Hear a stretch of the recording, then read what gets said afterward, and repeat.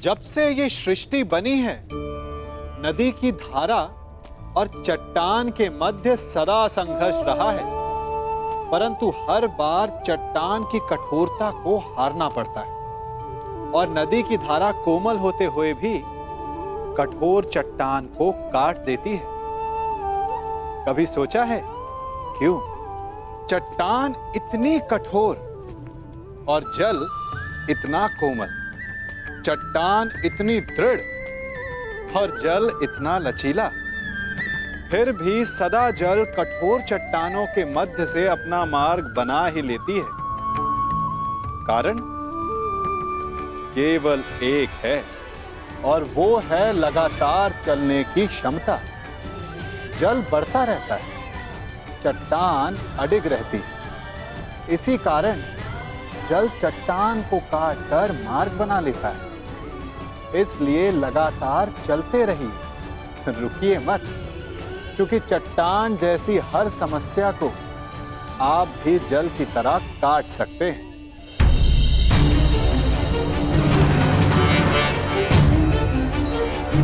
12 वर्ष का वनवास और सही, परंतु मैं अपने भाइयों और पांचाली को निर्बल नहीं होने दूंगा।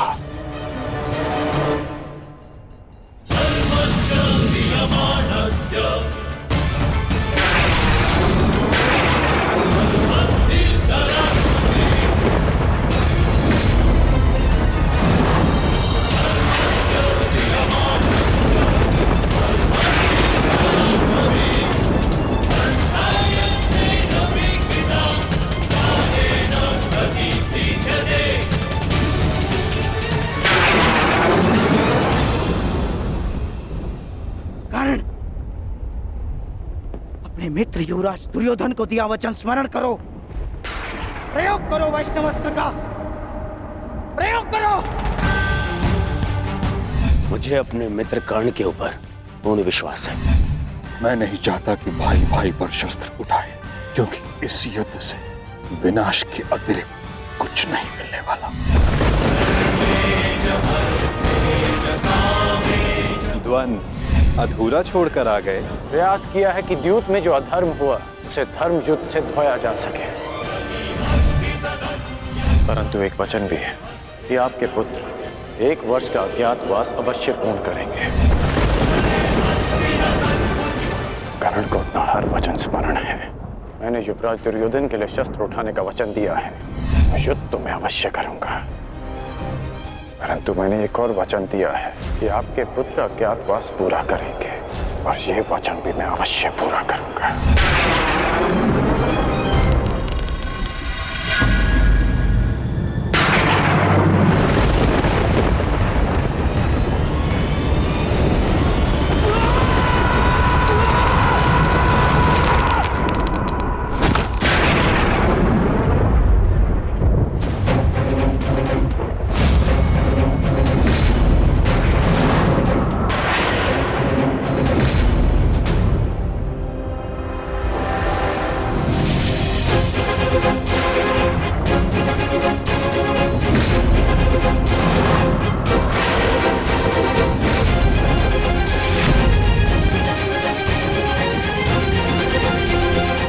धनुष की प्रत्यंचा टूट गई है बृहन्नला। पता नहीं कौन सी शक्ति है जो तुम्हारी सुरक्षा कर रही है, परंतु ये राधेकर्ण उस शक्ति के समक्ष अपनी पराजय स्वीकार करता है।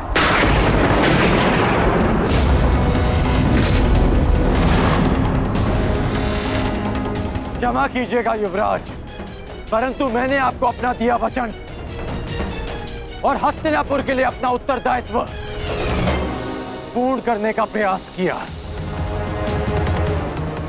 परंतु प्रारब्ध ने मेरा साथ नहीं दिया।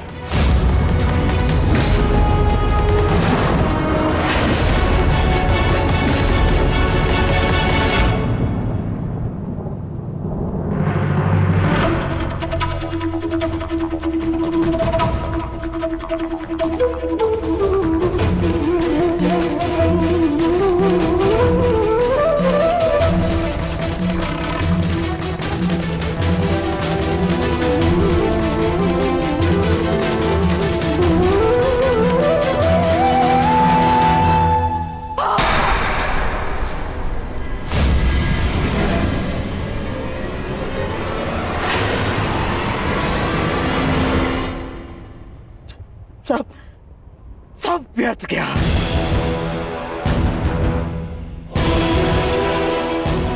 इतना परिश्रम, इतनी योजना, सब व्यर्थ गया, सब।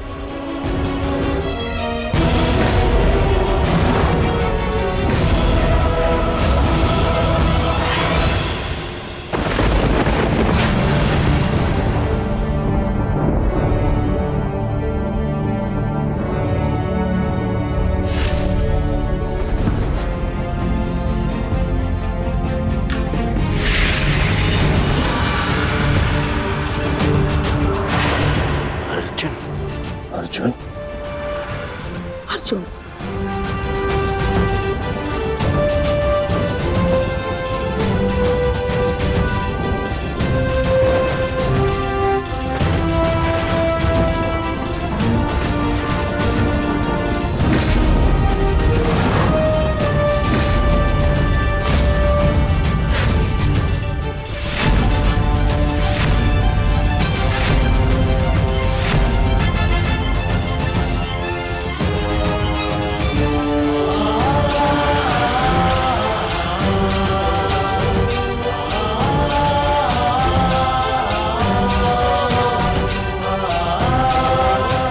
अज्ञातवास पूर्ण हुआ ज्येष्ठ।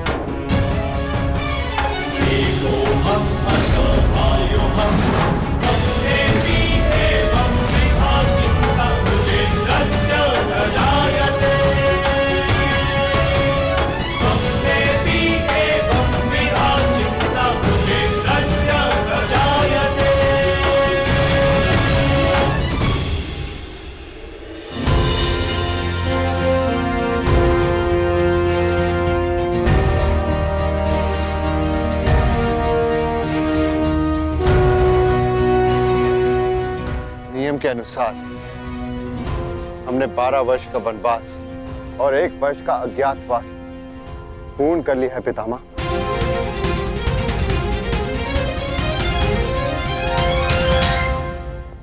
आपसे ये आशा नहीं थी धर्मराज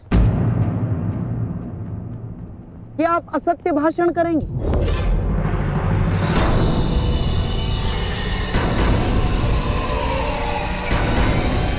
कैसा असत्य? ज्येष्ठ भ्राता श्री ठीक कह रहे हैं, हमारा अज्ञातवास पूर्ण हो चुका है। नहीं प्रिय अर्जुन, सभी नियमों का पालन नहीं हुआ है।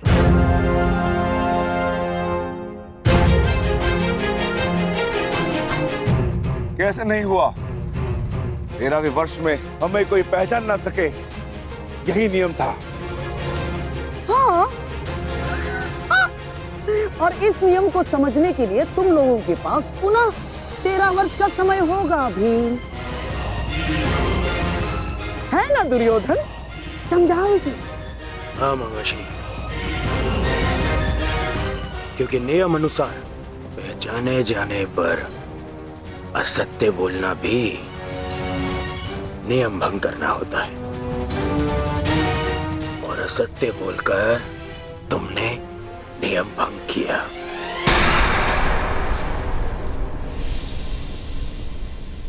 क्या सत्य कहा हमने? अपने अनुज से पूछो युधिष्ठिर। क्यों अर्जुन, जब मैंने तुमसे तुम्हारा परिचय पूछा तो क्या कहा था तुमने? बृहनिल्ला, बृहनिल्ला नाम है मेरा। आचार्य द्रोण पितामह भीष्म के समक्ष, पूरी कौरव सेना के समक्ष अर्जुन ने असत्य कहा था। अपना नाम बृहनिल्ला बताया था, अपने आप को किन्नर बताया था।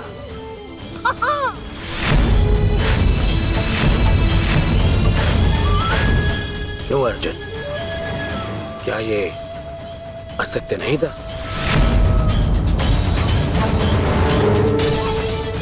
आपने भी तो सुना था पितामह। बोलिए पितामह, अर्जुन ने ऐसा नहीं कहा था। हाँ,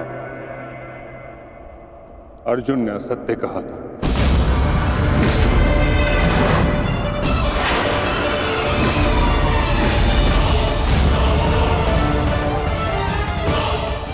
और अर्जुन ने अपना नाम बृहन्नला बताया था, और वही बृहन्नला अर्जुन बन के सामने खड़ा है।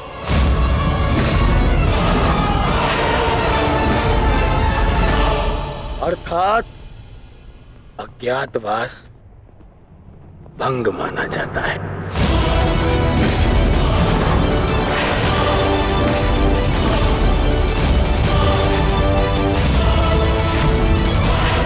जाओ पांडवों, वापस वन में जाओ और योजना बनाओ कि अगली बार 12 वर्ष के पश्चात अज्ञातवास में कैसे पकड़े ना जाओ। हैं? जाओ। जाओ। नहीं दुर्योधन, अज्ञातवास भंग नहीं हुआ है दुर्योधन। मैंने कोई असत्य नहीं बोला और ना ही मैंने कोई नियम भंग किया है। जो तुम्हारे समक्ष खड़ा है वो अर्जुन है, पुरुष है,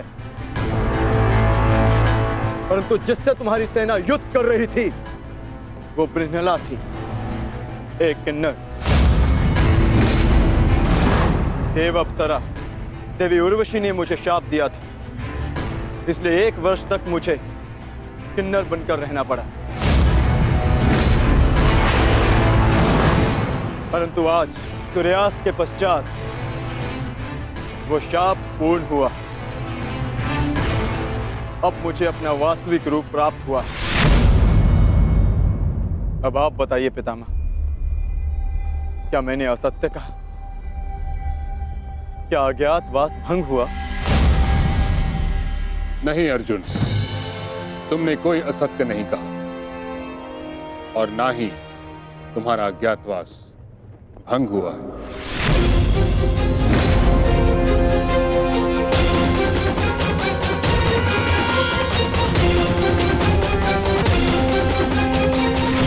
परंतु मैंने इसे पहचान लिया था पितामह। नहीं दुर्योधन, तुमने पहचाना नहीं था। तुम्हें आभास हुआ था कि ऐसा बाण केवल अर्जुन चला सकता है। यदि तुम्हें विश्वास होता तो तुम अंगराज से वैष्णवास्त्र का संधान करने को नहीं कहते। इसलिए मौन रहो। मैं ये घोषणा करता हूं कि पांडवों का अज्ञातवास सफलतापूर्वक पूर्ण हुआ।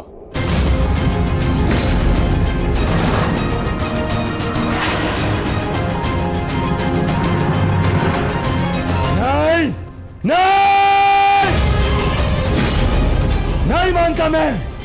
नहीं इनका अज्ञातवास पूर्ण हुआ है और न ही मैंने इनका राज्य लौटाऊंगा। अब जो भी निर्णय होगा वो युद्ध से होगा। हम पुनः अवश्य मिलेंगे युधिष्ठिर, रणभूमि में। स्मरण रखना दुर्योधन, हमने कभी युद्ध नहीं चाहा। तुमने हमें इस युद्ध में धकेला है और अब यदि आर्यव्रत के भाग्य में युद्ध ही है तो ठीक है, जो युद्ध होगा अवश्य होगा। यदि न्याय और नीति के लिए हम वनवास भोग सकते हैं तो न्याय की स्थापना के लिए हम युद्ध भी अवश्य कर सकते हैं।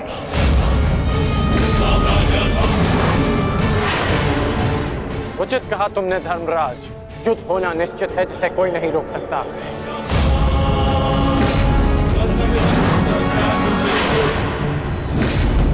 अज्ञातवास पूर्ण होने का सुख कुछ ही दिनों तक रहेगा धर्मराज। हमने बिन 13 वर्षों को यूं ही नहीं काटा है कर्ण। जानता हूं, परंतु आप ये नहीं जानते कि इन 13 वर्षों के समाप्त होने की प्रतीक्षा आपसे अधिक मैंने की है। हर पल मैंने युद्ध की तैयारी की है धर्मराज।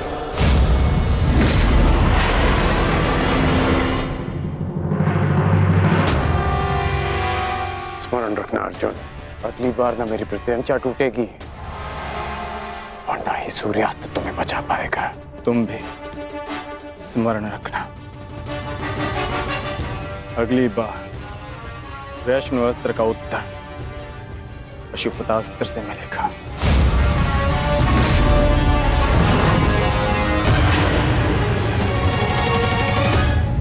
समझ में नहीं आता युधिष्ठिर, मैं किन शब्दों में आपका धन्यवाद करूं। आप पांचों ने ना केवल मेरी, मेरे परिवार की, अपितु मेरी प्रजा की भी रक्षा की है। आभार की आवश्यकता नहीं है महाराज, क्योंकि हम स्वयं आपके उपकारों के तले दबे हैं। यदि विराट नगर ने हमें शरण न दी होती तो हम फिर से 12 वर्ष का वनवास भोग रहे होते। सम्राट, समझ नहीं आता कि आपका ये ऋण कैसे चुकाऊंगा मैं। जीवन भर भी आपके चरणों में सेवा करूं, ये ऋण नहीं उतार पाऊंगा मैं। ऋण उतारने के लिए चरणों पर गिरने की आवश्यकता नहीं है विराट राज।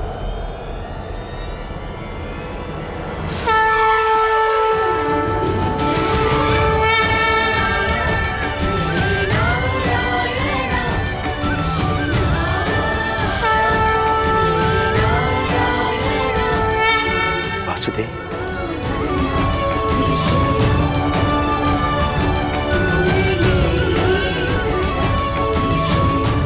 प्रणिपात वासुदेव। आपकी समस्या है कि आप पांडवों का ऋण कैसे चुकाएं, और उस समस्या का हल मेरे पास है विराट राज। तो आप ही बताइए वासुदेव, इस ऋण से कैसे मुक्त हो सकता हूं? क्या करूं कि ये मेरा मंतव्य पूर्ण हो? पांडवों का अज्ञातवास पूर्ण हुआ कैसे?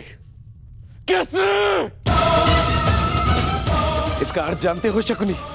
इसका अर्थ यह है कि पांडव लौटेंगे और अपना अधिकार मांगेंगे।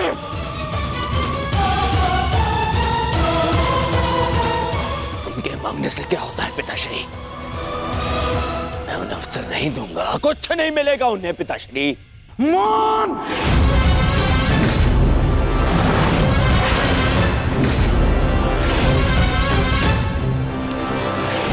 मान रहो दुर्योधन, मान! हर बार राजसभा में बड़ी बड़ी बातें करते हो, वचन देते हो और हर बार मुंह की खाकर लौटते हो तुम। हस्तिनापुर से सेना ले जाते समय क्या कहा था तुमने? कि पांडवों का अज्ञातवास भंग करके लौटूंगा। और इस समय तुम मेरे समक्ष क्या सूचना लेकर आए हो? कि अकेले अर्जुन ने समस्त कुरु सेना को निरस्त्र कर दिया। एक ही स्वप्न देखा है ना तुमने, सम्राट बनने का। अरे अगर एक अर्जुन को ना संभाल सके तुम, तो ये हस्तिनापुर का साम्राज्य क्या संभालोगे?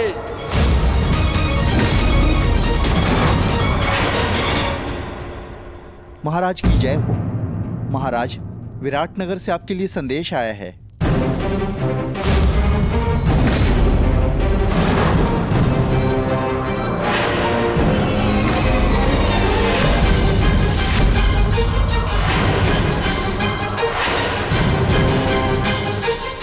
कृष्ण, विराटनगर से क्या संदेश आ सकता है? अवश्य उन पांडवों का ही संदेश होगा। युद्ध की चेतावनी भेजी होगी उन्होंने।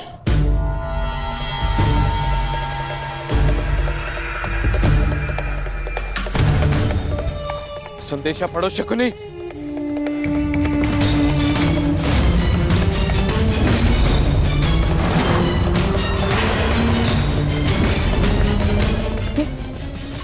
कैसे हो सकता है?